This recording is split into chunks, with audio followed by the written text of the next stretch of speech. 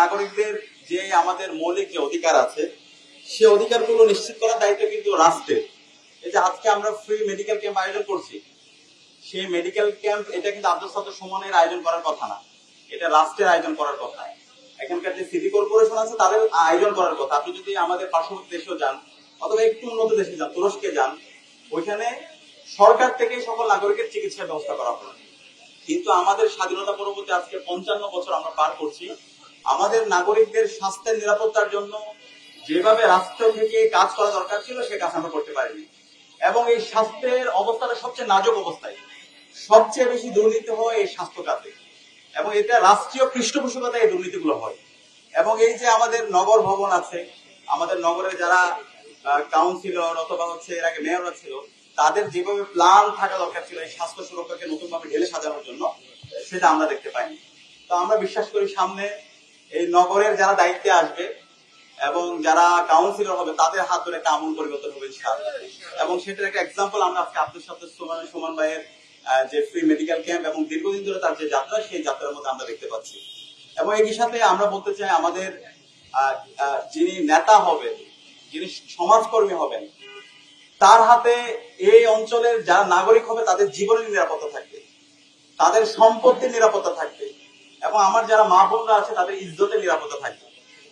এবং এই যে রমনা সমাজ কল্যাণ সোসাইটি যারা এখানে নেতৃত্ব পর্যায়ে আছে, তারা প্রমাণ করেছে, তারা যতদিন ধরে এখানে রাজনীতি করছে, সমাজকর্মী হিসেবে তারা কাজ করছে, একজন মানুষের বিরুদ্ধে আপনি দেখাতে পারবেন না যে কারো অধিকার হরণ করেছে, কারো সম্পত্তি লুট করেছে, কারো উপর অন্যায়ভাবে জুলুম করেছে, অথবা কেউ কোনো দুর্নীতি করেছে, কারো টাকা মেরে খেয়েছে।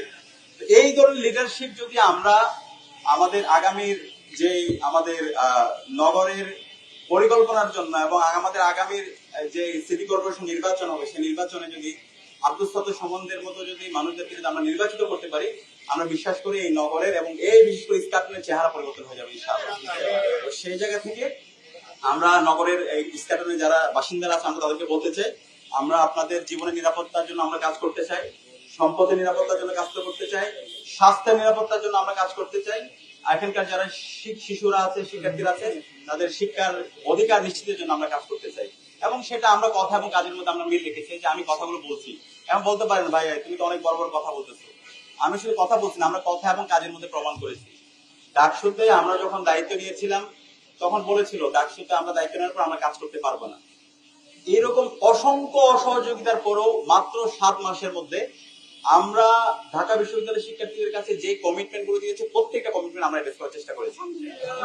এবং যেটা বললাম, যেটা বিশ্ববিদ্যালয়ের প্রশাসনের কাজ ছিল, যেটা সিটি কর্পোরেশনের কাজ ছিল, যেটা রাষ্ট্রের কাজ ছিল, সেটা যখন তারা করছে না তখন আমরা নিজেরা করে দেখাইছি।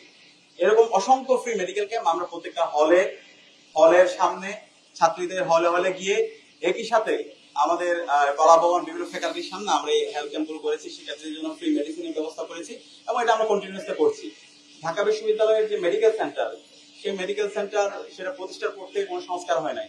এবং এটাও আপনারা অবাক হবেন, বাংলাদেশে না সারা বিশ্বে মনে হয় একমাত্র মেডিকেল সেন্টার ছিল যেটার ইমার্জেন্সিটা ছিল 2 তলায়।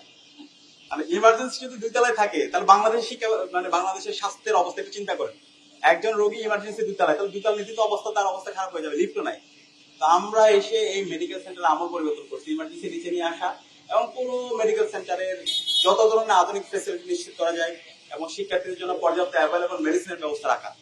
তো আলহামদুলিল্লাহ আমরা প্রমাণ করেছি, আমরা যে কমিটমেন্ট দিয়েছি সেটা আমরা প্রমাণ করেছি। তো আমরা বিশ্বাস করি সামনে যদি নগরের দায়িত্ব আমাদের হাতে আসে, জনগণ যদি আমাদের উপর আস্থা রাখে, ইনশাআল্লাহ গত 55 বছর জুড়ে এখানকার মানুষের যে বঞ্চনা, এখানকার মানুষের যেই তাদের প্রত্যাশা, তাদের স্বপ্নের যে নগর, সেই নগর আমরা বাস্তবায়ন করবো ইনশাআল্লাহ। এবং সেই নগর বাস্তবায়ন করার জন্য এবং নগরের মানুষের অধিকার নিশ্চিত করার জন্য আমাদের এই লড়াই অব্যাহত থাকবে। এই ধরনের ফ্রি মেডিকেল ক্যাম্প আমরা প্রত্যেকটা পাড়ায় মহল্লায় করব। এবং যখন আমাদের উপর দায়িত্ব আসবে, এটাকে আমরা একটা প্রাতিষ্ঠানিক রূপ দেবো, যেটা উন্নত বিশ্বে যেটা হয়, সকল নাগরিকরা সে তার মেডিকেলের যে অধিকার, সে অধিকার, তার স্বাস্থ্যের যে নিরাপত্তা, সেই নিরাপত্তা আমরা নিশ্চিত করবো। এবং এর সাথে যে মেডিসিন, সেই মেডিসিন গুলো আমরা যেন জনগণের হাতে আমরা সহজে পৌঁছে দিতে পারি এবং এগুলো যেন সহজলভ্য হয়, সেটা নিয়ে আমরা কাজ করবো।